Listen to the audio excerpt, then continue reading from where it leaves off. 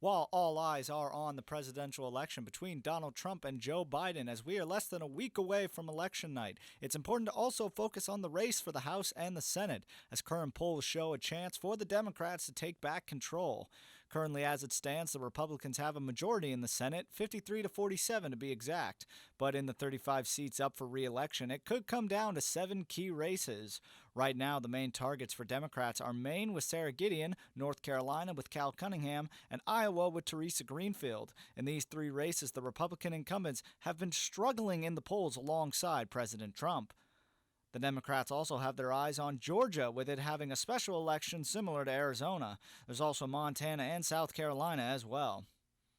Turning things over to the House, it still looks like the Democrats have a chance at taking back control. This would be crucial for either party during this election, as this year is the last year before census data is released, which could allow whichever party is in power to redraw the congressional map in their favor, or as it's often known as, gerrymandering. In the 2010 election, Republicans had control of the 2011 redistricting process. This was in large part to the 21 state legislators and 6 governorships they picked up that year, with which they were able to draw 55% of congressional districts, while Democrats drew just 10%.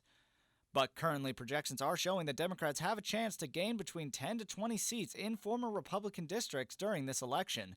One surprising seat that the Democrats are seeking is in Texas, though they would need to flip 9 of the chamber's 150 seats, which isn't the first time this has occurred, as Beto O'Rourke had secured the same number of Republican districts during his 2018 Senate race. Nowhere in the country has there been a surge of voting to match the one in Texas. Through 2 weeks of in-person early voting, more than 6.9 million Texans have voted, a figure that accounts for more than 3/4 of the entire 2016 turnout.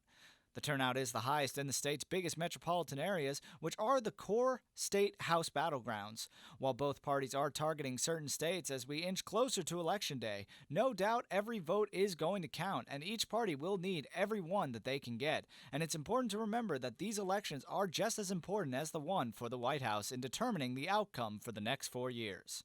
For SUTV News, I'm Adam Beam.